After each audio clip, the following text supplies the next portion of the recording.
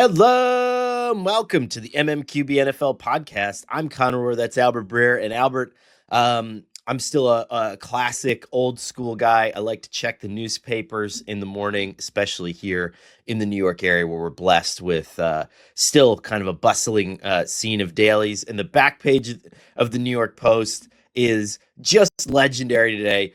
It is Lawrence Taylor says to Abdul Carter, "Wake up, kid."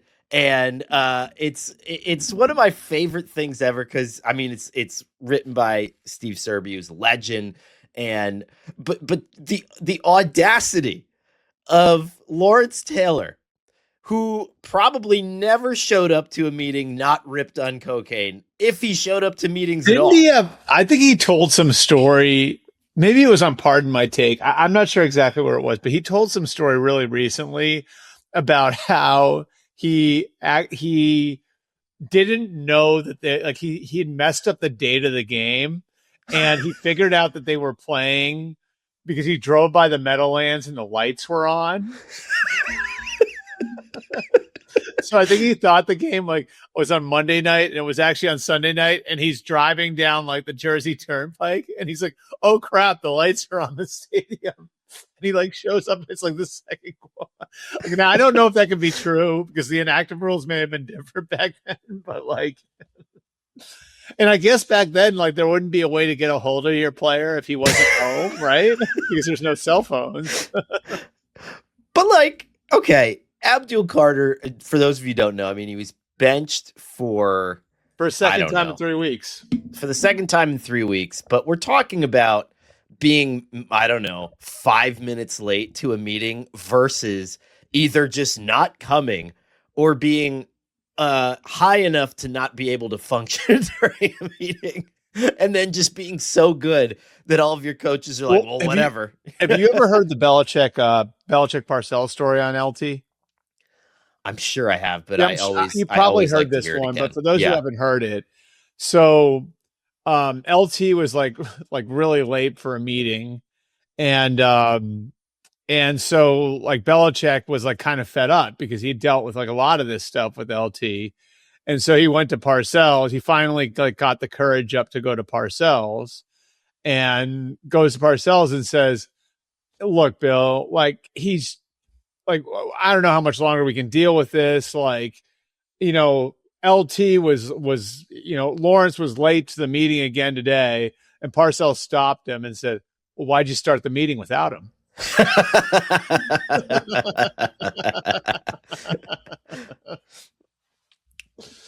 So, I mean, that is, the repackaging of him as a consummate professional is hilarious to me. LT was the ultimate, you just make any excuse to just try to get this guy on the field on Sunday, and if you do, it's a minor miracle. Any movie that you've seen about the Wall Street cocaine scene in the 80s in New York, LT was in the thick of that. The character that he played in Any Given Sunday was probably just himself, right? I mean, there wasn't a lot of acting. Didn't he saw and he chainsaw took a chainsaw to an SUV? Yeah. And it's just okay, that's when you talk about doing research for a role, it's sometimes what can I remember about 10 years ago? And that's about it. I would 100% watch a 30 for 30 that was dead honest what the real LT was. That would be awesome. You could make a movie. Oh my God. You can make a movie on it for sure. I just the entirety of and this goes from on one end, and I love Troy Aikman, but on the lighter end, Troy Aikman dissecting modern quarterback play when he's in the Hall of Fame and he has worse stats than Ryan Fitzpatrick, to the more extreme end of the spectrum where you have LT being yeah, wake up, rookie. And it's just what were you doing back then? Nobody paid attention to the personal lives of NFL players. There was no fantasy football. You weren't under this granular microscope to perform. Like, it's crazy to me. Honestly, like, I even think like back to like when I was in school and the stuff we just like the stuff we got away with as normal kids, right? Oh my God. Yeah. That, like, you wouldn't like that wouldn't happen now. And then I think about like the stuff like I saw some of the athletes get away with that. Like, I mean, it's just a different era now. And like, I mean, even so much as like, like I saw somebody in, Mike Garafolo set me straight on this, but like, there was a picture going around of Abdul Carter in a meeting from the Hard Knocks debut. And he was like this.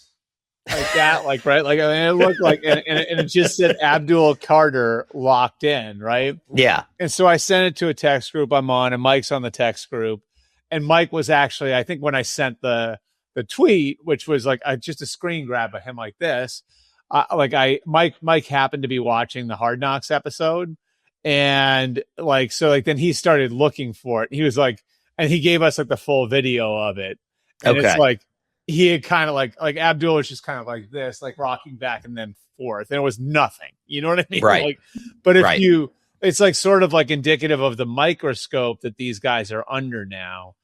That's not to excuse Abdul Carter's actions, because we can get into that. Like that is, it's not good. Like, he was fined by Brian Daboll on multiple occasions before Daboll got fired.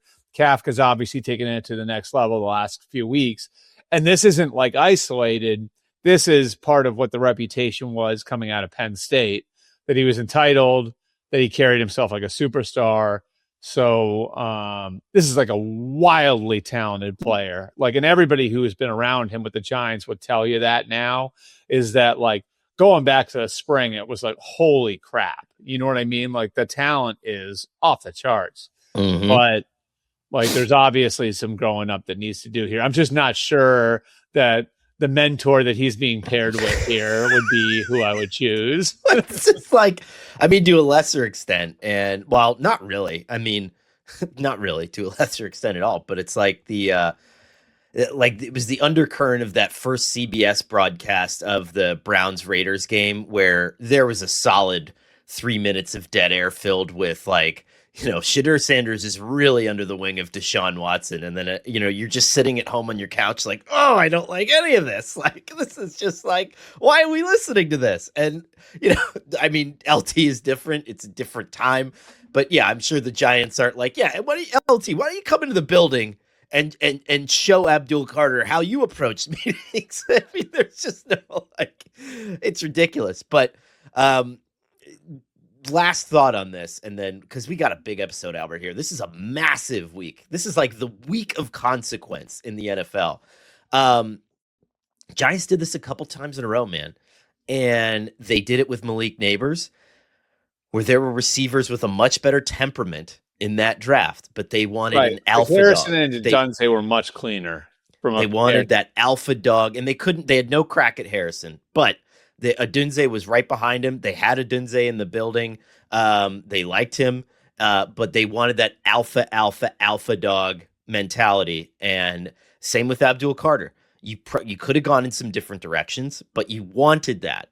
And now, when you're Joe Shane, who's come under the microscope a little bit, I think, over the last few weeks, and he did his press conference, his feet are been held to the fire.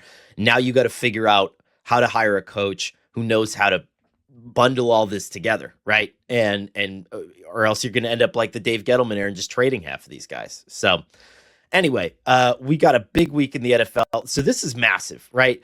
Not only do we have Cowboys Lions tonight, so we're taping this at 9:00 in the morning on Thursday, but I believe there are 4 games that directly impact 3 or 4 games that directly impact first place in the division or some sort of playoff scenario. So you have Eagles, Chargers on Monday night, Texans, Chiefs on Sunday night, and then you have Bears, Packers on Sunday afternoon in the standalone game. You have Steelers, Ravens in the 1:00 window. You have Colts, Jaguars in the 1:00 window.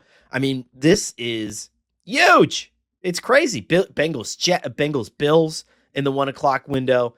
Like we're just soaked this week. I mean, this is just like this is one of the best weeks of the NFL season. I mean, I wouldn't have expected Colts Jags to be up on that list, but it certainly is. Like it's weird because the Jags, I think we talked about this on Monday, like the Jags have sort of kind of steadily just kept chugging, and it's not like they've done anything that's been like outwardly impressive. Like the one time I think they really captured national attention was that Monday night win early in the year against the Chiefs, but like they've just kind of kept churning out wins, and they've got a favorable schedule, no question about it, but here they are, and this is an opportunity for them to announce themselves. Steelers Ravens is like my favorite rivalry, and it's not like quite what it was, but like it used to be like that. Those games were played in a very dark place. When I first became a national reporter in 2008, I was at the game where like Ray Lewis basically cracked Rashard Mendenhall's chest open,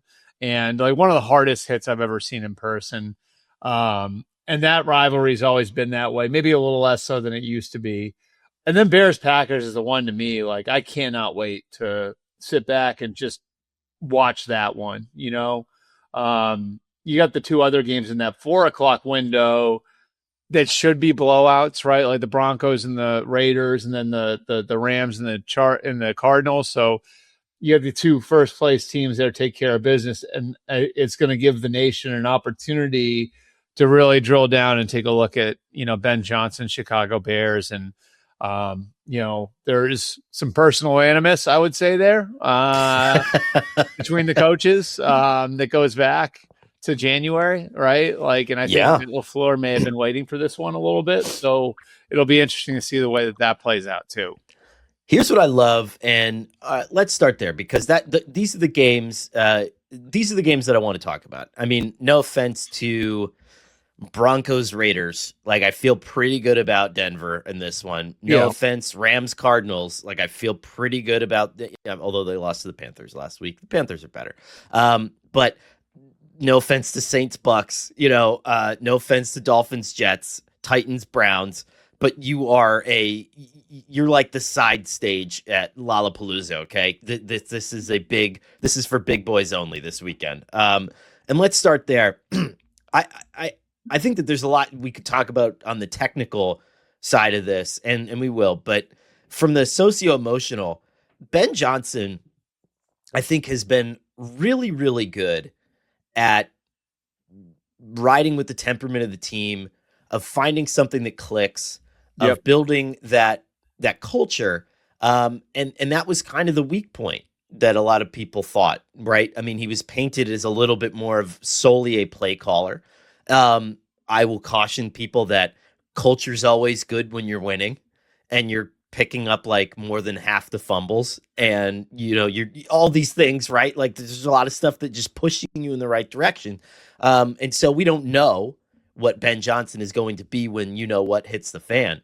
But I saw this guy with his shirt popped off in the locker room the other day, Albert, and I thought, okay, he's different than, I'm not going to say I thought he was, because when you report on this stuff, Albert, it's not me saying that I think that this guy's going to might struggle from an emotional standpoint. It's that other people are being like, I don't know, I worked with him, and you never know. And, expressing some sort of a doubt. But I think part of Ben has been awesome. I mean, that question was always, and I think that's it was a fair question to ask. I mean, like, so you have the fact, like, he's not an ex-player. He's a little bit, like, he had come off as a little bit dry, right? Like when he was still a coordinator. And the way I look at it, like, you just don't know. And then you have like a little bit of like wishy-washiness on him, like in his previous candidacies. Like he pulls his name out of the Panthers search, right? And then the Commanders search, if you remember, that was a really weird ending. The communication of that from Ben Johnson's camp to the Commanders was really strange. Mm-hmm. And there were like these questions. It wasn't like, it was almost like, and it wasn't necessarily fair to him, but I think it kind of like came up with these questions. Like, does this guy even want to be a head coach? Because he kept staying, and these things kept ending under weird circumstances. And so Like, I think that sort of thing required more investigation by the teams that were interested in him. And I can tell you that for a fact. It was like, Yes. well, who is this guy? What is his personality? And there was a little bit of like a Mike McDaniel to this, where what I mean by that, and this is nothing against either guy, but like to explain Mike in San Francisco, like Mike would legitimately disappear on Monday and like reemerge on Wednesday with the run game. Right. Like, and like, there was just a way he did it where it's like, how is that going to translate to being a head coach? Right. And there was some of that stuff in Detroit. And because Dan was such a strong personality and Dan can kind of take all the oxygen out of the room, like they didn't need Ben Johnson to be a strong personality in Detroit. Right. That's taken care of. You know what I mean? Like they didn't need like that wasn't what was required of him. So that wasn't to say he couldn't do it. It's just that he never really did do it. And so how do you project that guy as a head coach? That's a major part of being a head coach. And you know, like that's what teams that were looking at him had to project. Yeah. And you know, Ben's certainly shown that he's capable of it. But I think it was a fair question to ask at the time. I do too. And I think that anybody who's and I haven't done my receipt check yet, Albert. But believe you me, I got them in my back pocket. Everybody who came out with knives for this show and other shows that I said the same thing on, that I thought the Commanders would regress. You know, it's just watch out, right? Because fans, it's great that you live in the moment, but you have to understand that this stuff is not. It's not static, right? There's just, or it's not linear, right? It's not this like just rocket ship to the moon that, oh, next year the Bears are going to be 15-2, and the next year they're going to be 17-0, and then they're going to win the next 20 Super Bowls. Like, no, it doesn't happen that way. Right. And there are injuries, there's luck adjusted stuff that happens, but for the moment, he is certainly a front runner for Coach of the Year, and I think he has the Bears in such a unique position going into this Packers game. It's certainly not what I would have expected, Albert, all the way back in January when Ben Johnson's like, yeah, I'm dreaming about beating Matt LaFleur twice a year. And Matt LaFleur is like, I don't even know you, bro. And at first you're like, whoa, this is going to be strange. But now it's like, wow, this is a legitimate rivalry. And that's great. Like I love, and I think this is what I've been trying to say. I love the fact that Ben has not at all caved to public pressure in any way, shape, or form, because there was that pushback. Like, why are you saying stuff like that? Why are you acting stuff like that? Keep my name out of your mouth. Yeah. Yeah. He is colorful. He is unafraid to be himself. And I don't know if you know this, but he ripped his shirt off the other day at that thing because of like a hot dog promotion. Did you know that? No, I know. Yeah. The Wiener Circle. Yeah, the Wiener Circle. Yeah. So it just was related to hot dogs, that people were going to get free hot dogs. That is and the lines in Chicago were great. Like, do you see that? Yeah. The shots, yeah. So it's great for the Wiener Circle too. Great. I mean, yeah. And anytime I can say Wiener 3 times on a podcast is great for me too. So the trickle down effect. Like I may go, like, because of all of this, I may now go to the Wiener Circle the next time I'm in Chicago. So it's great for business for them too, right? It truly is. Yeah. On the Packers side, I think that they've made it through their rough patch, and a lot of that was injury. But I think that this is probably a moneymaker game for Jeff Hafley, I would say, and Jeff has positioned himself really well. And I would actually say both of the Packers coordinators. My coaching list is coming out, I believe, next week. And the last time I kind of went through a round of calls, I heard that Matt LaFleur was really pushing both of those guys, Adam Stenovich on one side and Jeff Hafley on the other. Both of them could get interviews this year. But I think this is a moneymaker game for Hafley because the Bears are second in EPA in the rush right now, I think, since their bye week. 8th in total EPA per play. The Packers defense is coming up to that. I think it's like 14th or whatever it is. Now, they've been fantastic, but this is the kind of game where it's like, okay, we need to shut down the hottest offense in football. Yep. And I'm really excited to see what he comes up with. Because this run game, Albert, for Chicago is just gutting people. It's destroying people.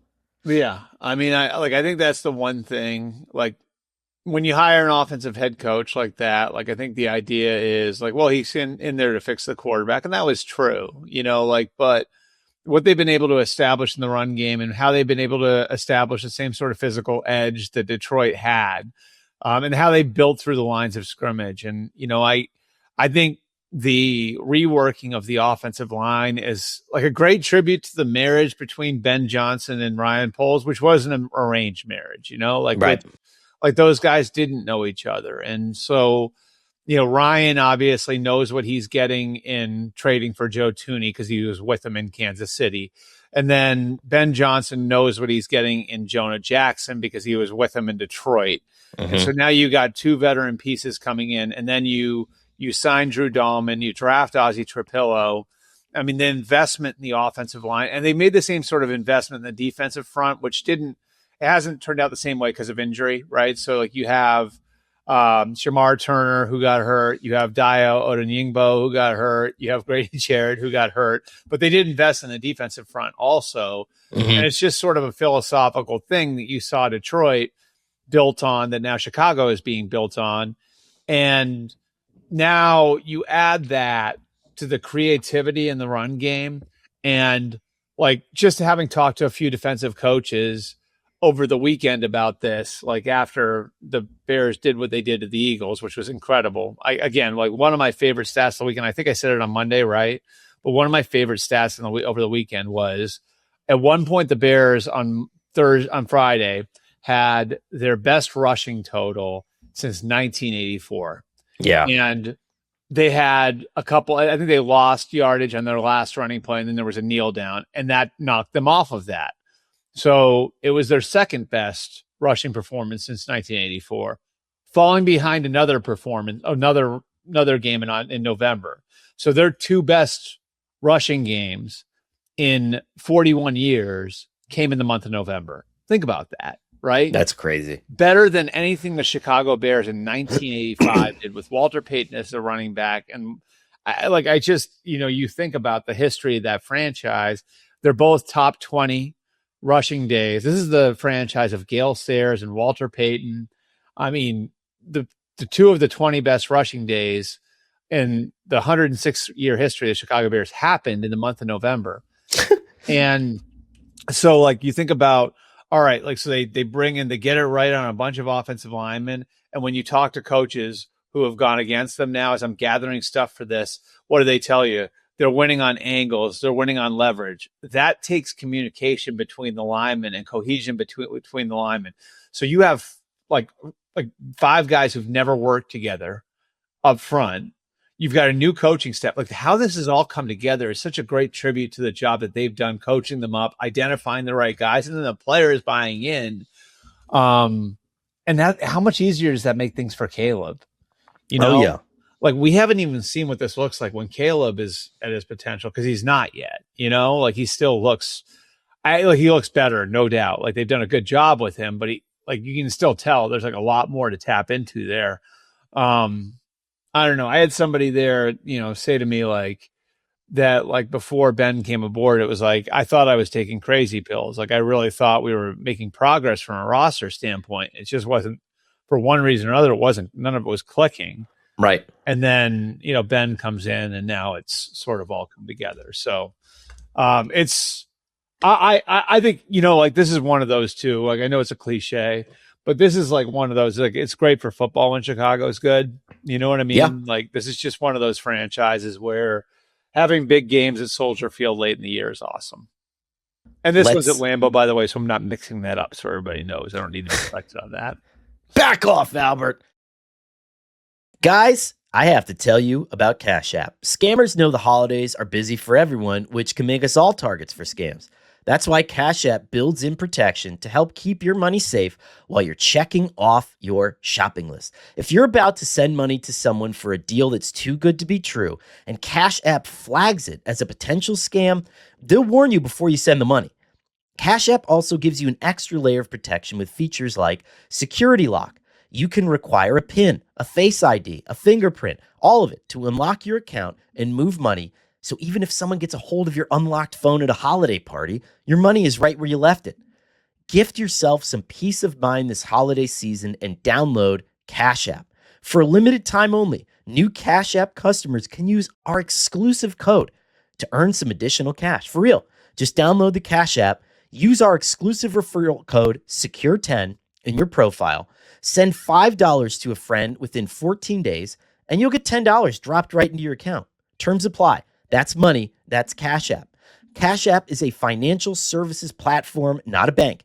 Banking services are provided by Cash App's bank partners. Prepaid debit cards issued by Sutton Bank, member FDIC. Promotions provided by Cash App, a Block Inc. brand. Visit cash.app/legal/podcast for full disclosures. Let's get a couple of our thoughts on the rest of the big boy games here.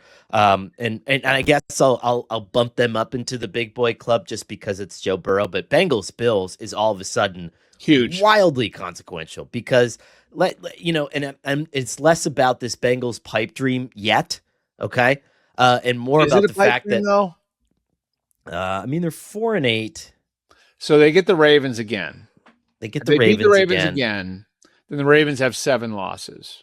If you look at the Ravens schedule, it's not that hard to find one more loss on there. So then they'd be at 8. The Steelers play the Ravens twice. So Yeah. someone's coming out of that game with 7 losses. Yeah. The Bengals have 8 losses. The Bengals, if the Bengals win out, then they're 3-1 against the other 2, which means they've got the tiebreaker. That's true. So that's why this is a huge game. The Bengals can forget about it if they lose this one, Right. But Right. if they win out, it's not hard to conjure a scenario where they win the AFC North and then you've got Joe Burrow and T. Higgins and Jamar Chase going into the playoffs with a head of steam. Yeah. No, that's true. And I think that the real chaos would begin, I think, if Pittsburgh beat Baltimore this weekend. And they're on the road. It's going to be a tough ask. Life just doesn't seem very good there right now. But we'll get to that in a second. In this one, The Bills are so schizophrenic too. It's just that's hard. it. You know what I mean? And that Cincinnati defense is playing better. It's not the liability that it once was. And I think that they're kind of finally starting to get a little bit of a tailwind. And their running game is solid. I mean, when is the last year that we could say that the running game is a strength of Cincinnati's at this point in the season? I just think that they have a lot going for them. And this Buffalo defense, I mean, the run defense hasn't been great all year. It hasn't been great. And I think that Pittsburgh game was sort of a microcosm of holy crap, when they turn it on, they're unbelievable. But it's just not consistent. And I don't know what that is, but for one reason or another, you haven't gotten that consistent performance. And I've heard a lot of people say is the window closed on the Bills? If you think that, you're not really paying attention to what's happening there.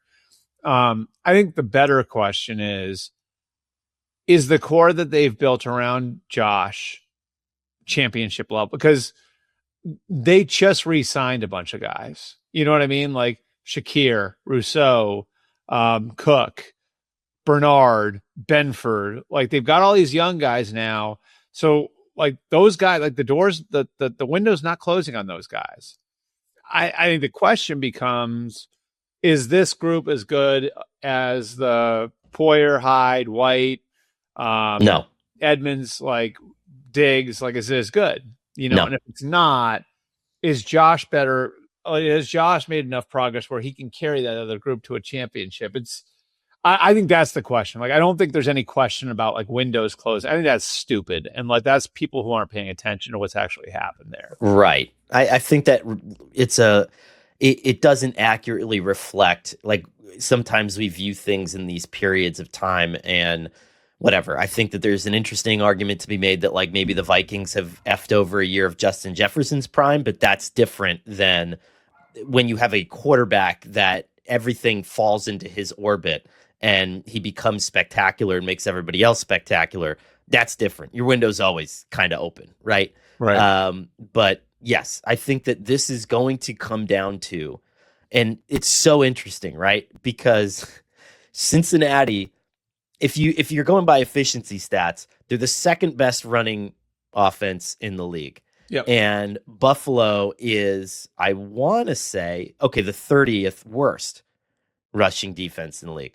On the flip side, Buffalo's the third best rushing offense, and the Bengals are the second worst rushing defense in the NFL. So, I mean, it really does come down to a ground control game. Chase and how Brown do you mitigate the losses of that?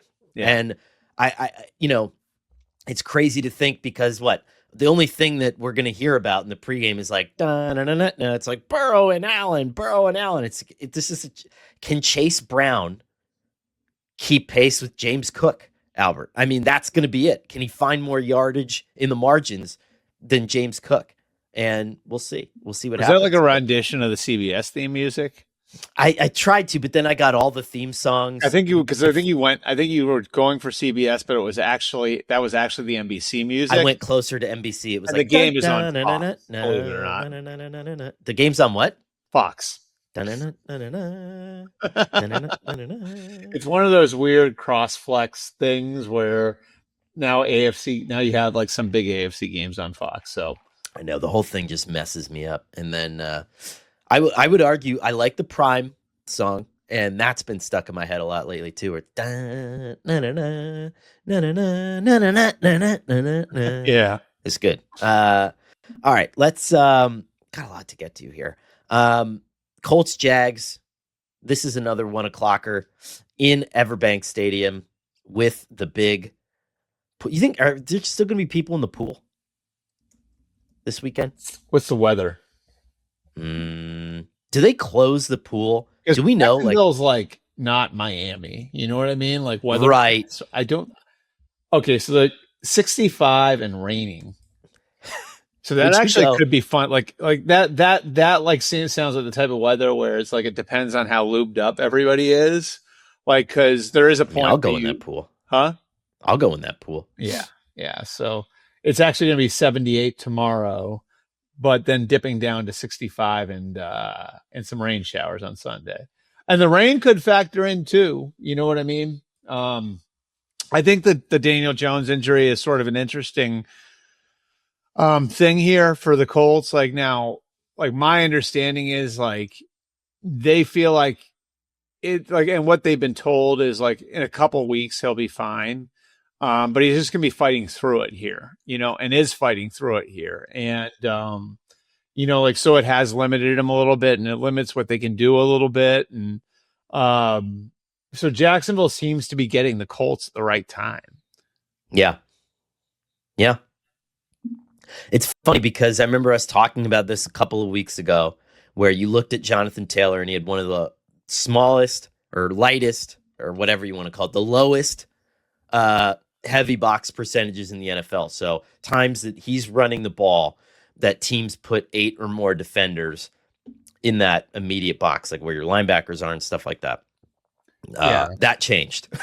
And I'm not saying like, I'm going to pat myself on the back to give myself credit for it. I think what happened was it's not like I uncovered this and then every defensive coordinator that was listening to the podcast was like, oh shit, we got to stop the run. I think everybody knew they had to stop the run. I think everybody was a little bit more worried about Daniel Jones escaping. Said it, and it was like, but then Conor Orr said it and they were like, shit. I mean, we've been trying to get this guy as our DC for years. Like he knows. And quick aside, I was interviewing a up-and-coming coach, very nice person, over the summer, and we were walking around, and he goes, have you ever thought about getting into coaching? Because I think I asked like 2 good questions in a row, and then he was like, oh, yeah. He's like, well, have you ever thought about getting into coaching? And then I just like burst out laughing, and I was like, buddy, just wait until the rest of this interview. You're going to be like, this is the biggest dipshit in the world. And no, I am barely qualified to coach youth track and field, which is like the only thing on my docket right now from a coaching perspective. I would be so bad. I would be like Madden Engage 8 every single time. And you just hope that hope you can make something happen. I used to run goal line defense in college football 97 the whole time. I would say this, like having coached like 3rd and 4th and 5th grade football now, it's amazing how many teams just blitz nonstop. Do they? Well, Yeah. And I do, so and we terrible don't. for the And like, quarterback. honestly, like we run my high school defense, which is like relatively aggressive, but is like way more like everybody's got a responsibility and the all 11 pieces fit together. And, it's amazing to me how this is no credit. This is credit to my high school football coach, Tom Lopez.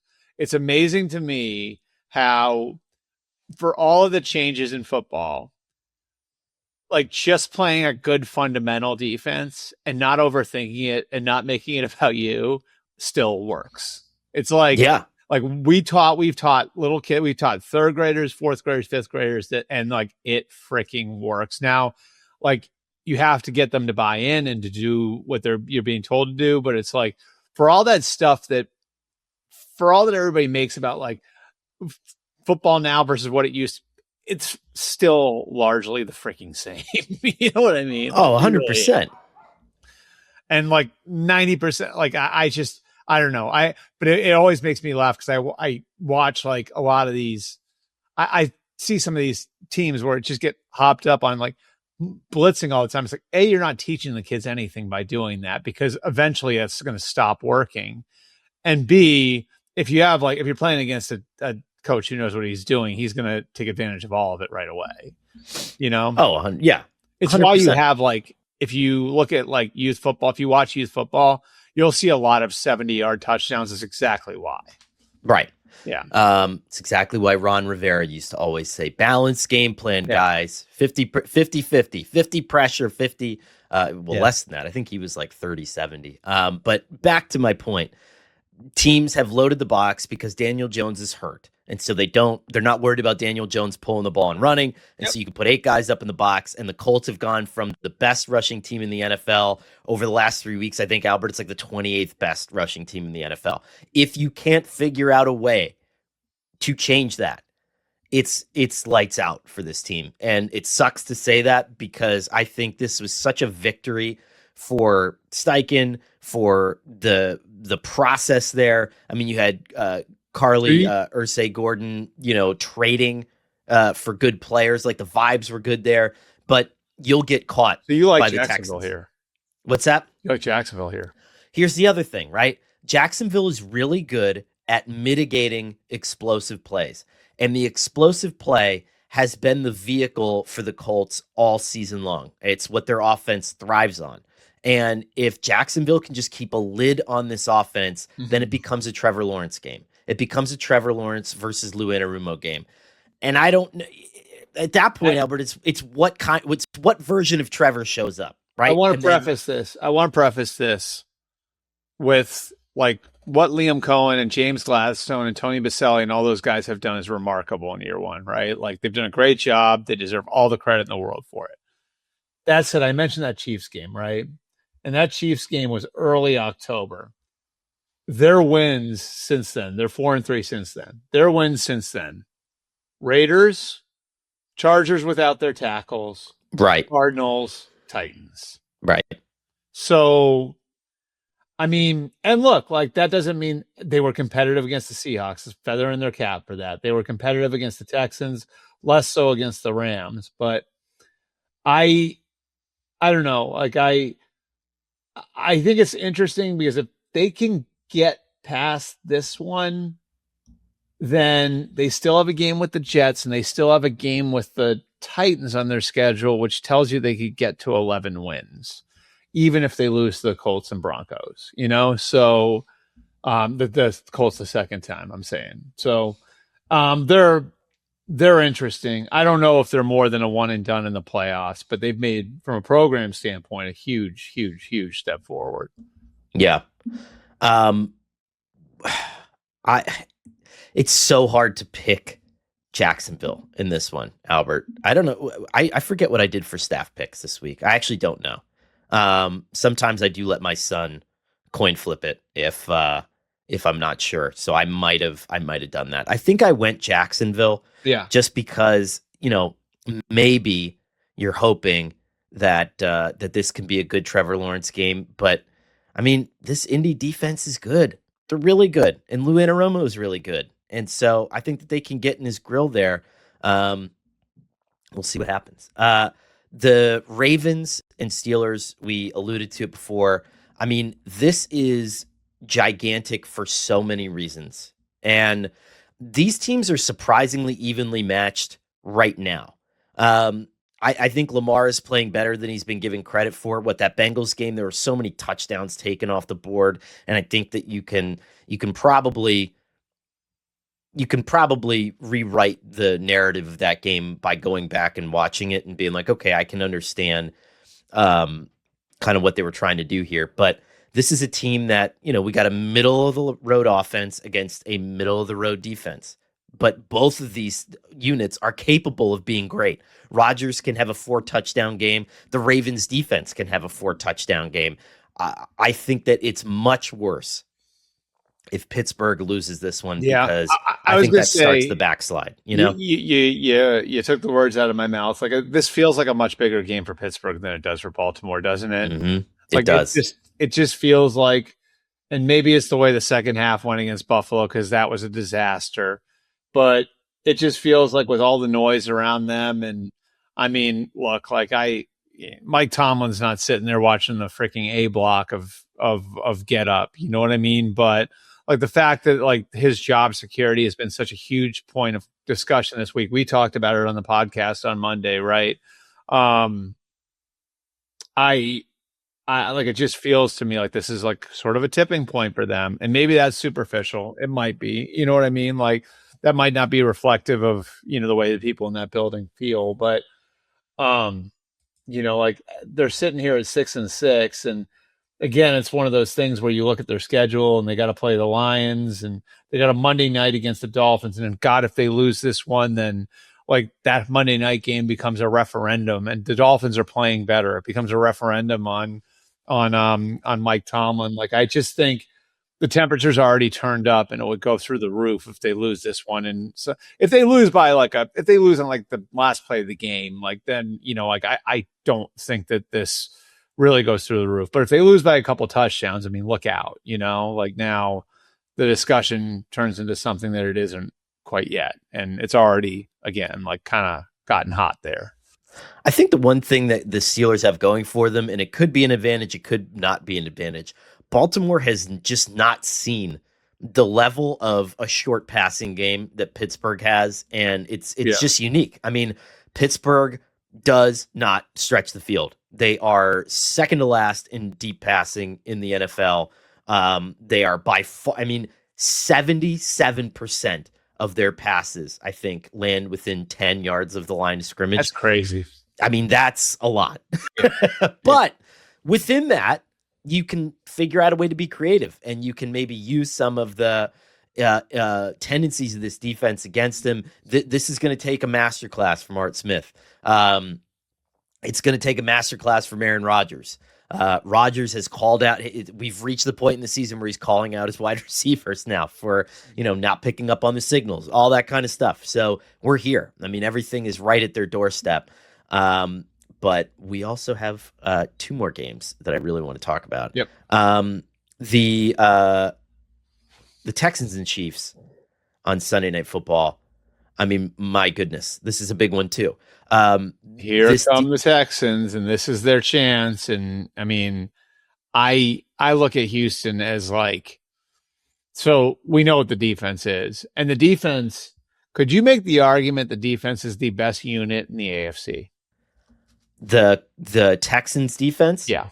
I think you could make the argument that the Texans defense is the best defense in the NFL. Best unit, I'm saying, like offense or defense. Oh, best singular unit. Yes. Yeah, I agree. Yeah. And like, so you have that as your baseline, and that's not going away. It's no fluke. They're ultra talented. They've got the scheme. Like, that's not a fluke. Like that. It's a defense they've invested in, and they've got premium players all over the freaking place. Right. Like, right. So that's not going away. And then offensively, you look at all the young people that they've been relying on that are now getting their footing.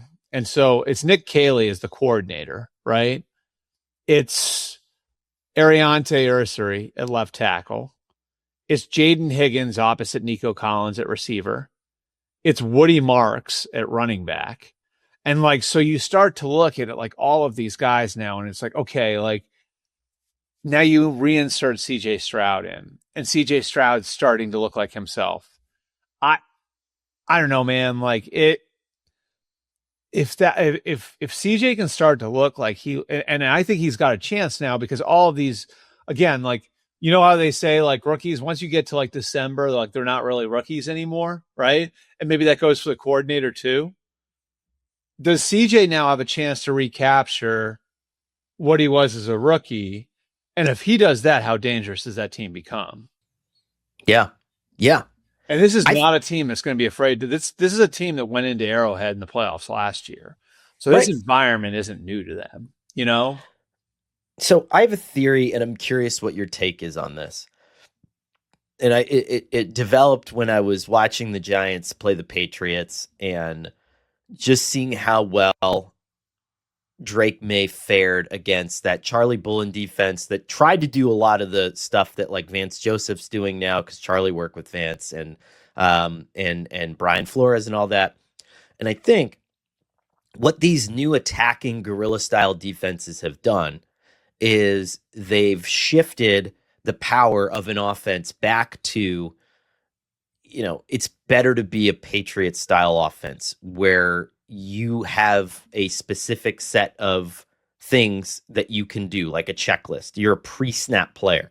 Mahomes, and he's the kind of the leader in this, but a lot of these quarterbacks are more post-snap, right? Where it's like, I'm athletic, and so if what I'm seeing isn't there, I can buy time. You can't buy time anymore. It's harder and harder and harder to buy time. And I think what you're seeing is like Mike McDaniel, for example, has totally put the clamps down on Tua. And it's like, we're running the football. I mean, that's just what we're going to do. Yeah.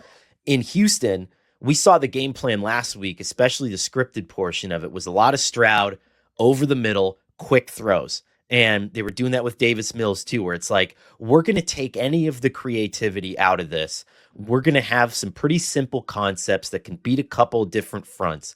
And we want you to just drop back and get rid of the ball. Drop back and get rid of the ball. Don't become victim to what these defensive coordinators want you to do.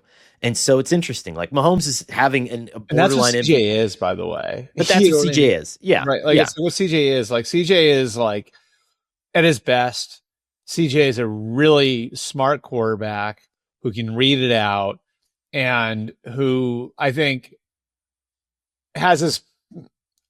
I think like he has as beautiful a whip as anybody in football. You know what I mean? Like just his ability to like just how natural he looks throwing the ball. You know what I mean? Like the way he whips the ball is, and the way it pops off his hand.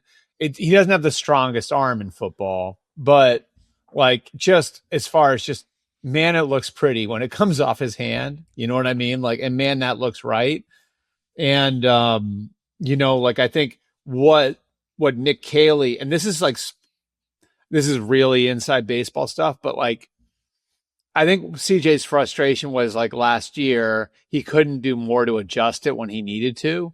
And now he can, because Nick Caley's given him the power. It's sort of taken that power to make changes off the center and putting it back in the quarterback's hand. That's what the Patriot offense is. And Nick Caley's doing that for him. And like, I think that's why you had some bumps early in the year, because they were still going through that and empowering CJ. And then, you know, he has the concussion where he's got to sit out a few weeks. And I think now maybe you start to see the benefits of him being able to adjust things on the fly. Yeah. And again, that'll unlock his ability to win from the pocket, you know, which is what he is. I agree. But I think that was a long way of me saying that I wonder if the balance has tipped back into the favor of play strong defense, like kind of like a version of what Mike Tomlin would always want to do, right? But an offense that can actually make you pay with some deep shots, setting up the deep shots, almost like what the Rams do, where they can play conservative, but then they can also just rip you apart. And they're never really at the mercy of a defense pinning its ears back and demolishing you. Before we go, thoughts, quick. Well, we'll preview Eagles Chargers on Monday. We could talk a little bit about that game on Monday. Any more quick thoughts on the weekend? I mean, we have. There's so much much here. Yeah, like just rapid fire. Like I think for Seattle, Atlanta is interesting to me just because I think this is Seattle's chance to again stamp themselves and like go in and dominate. An opponent that they should be able to handle, and it also is a flashpoint for the Falcons where you can't get blown out. Like they're 4-9 now. I think 4-9. Is that right? They're 4-8. 4-8. I think that's another one where the temperature is turning up on the people in charge. You know what I mean? Like, and so like that's one I think we have to pay attention to going forward, and where they're at over the next few weeks. Tennessee, Cleveland. That's another one we're gonna have to see a picture of your plate before that game, Conor.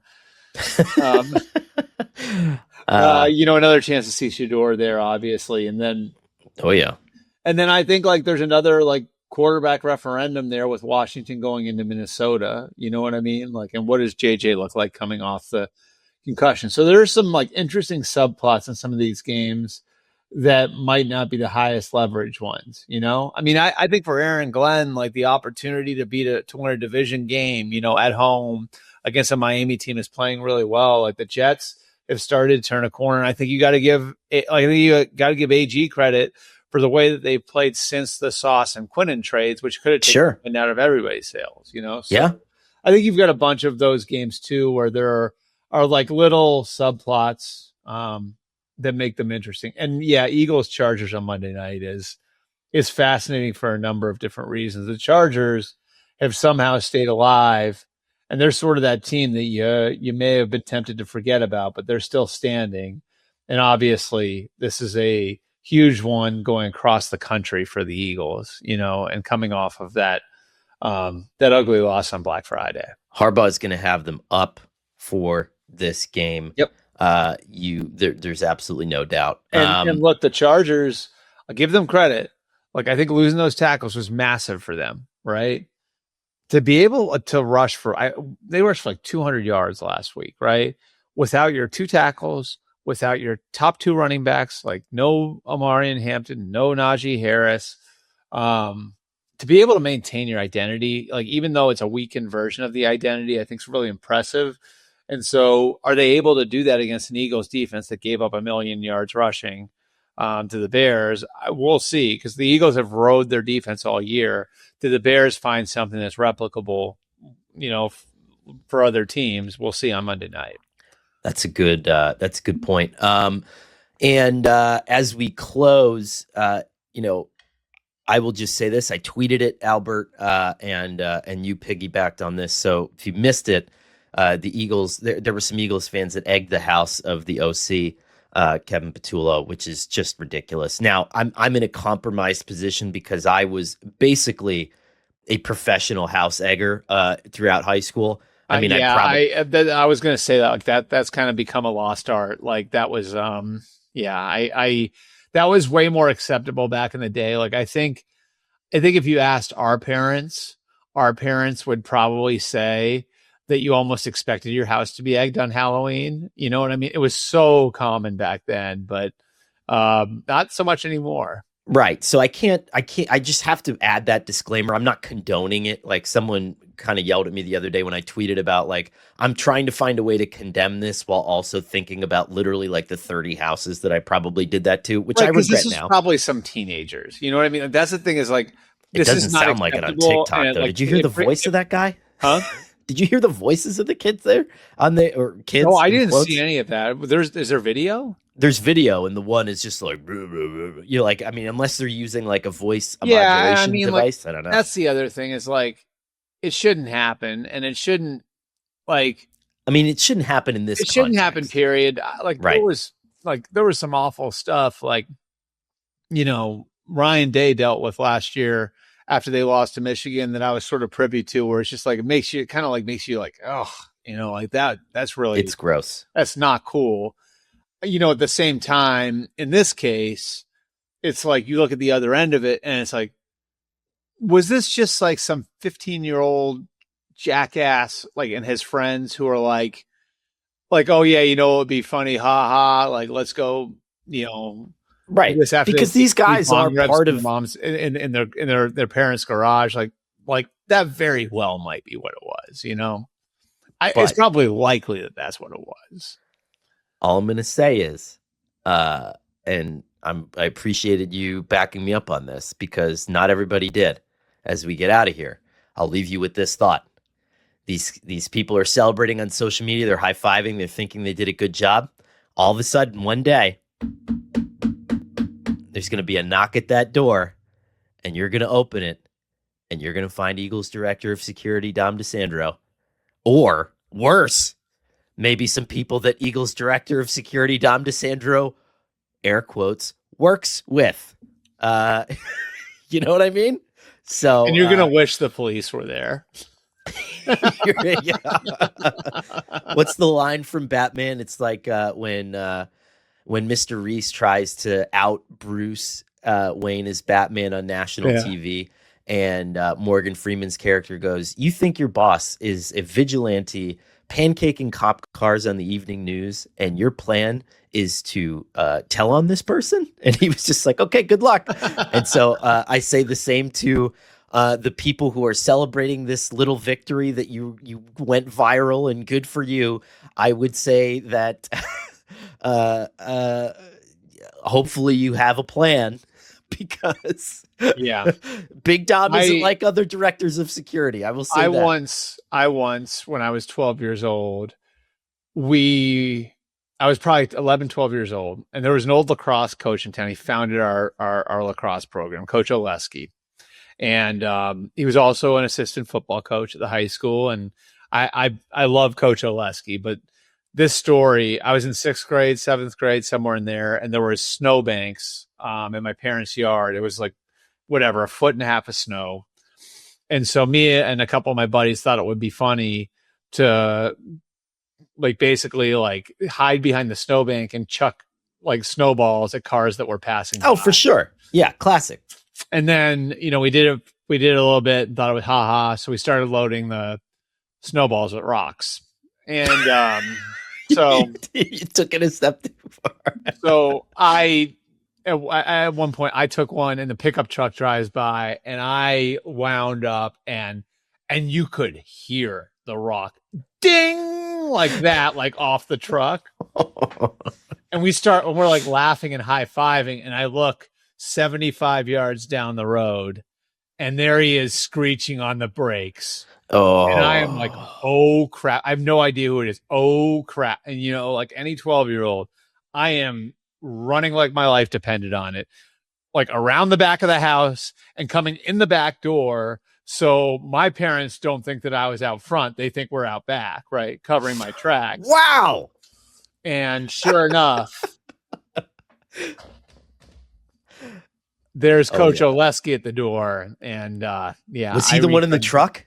He was the one driving the truck. Oh my God. It was his truck.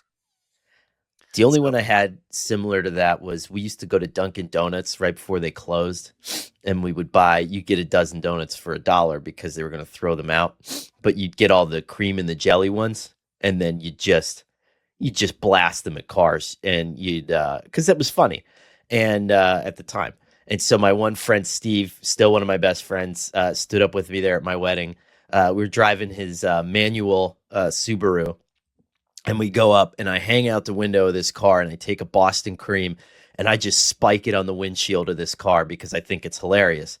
Well, you look, and all of a sudden, the car turns on. Somebody's been sitting in there, like reading a book. So the lights go on, the car goes on, the engine goes on. Dude. And we look at each other, and we start screaming, and we were legitimately in a high-speed pursuit for Dude, I could tell stories like these. Like, I could maybe at some point in the off season we'll do a full on like episode, because I could tell stories like these that like last like into my 20s. Like the time my buddy Gillen, we broke into a sorority house, and like, you know, like the whole thing was like you toss what it means to toss somebody's room, right? Like, so you turn furniture over upside down and everything else. And so we got into a sorority house and we tossed their basement. So basically like tipping things upside down, taking things off the wall, whatever. It's like pranks that you play on people and everything back then.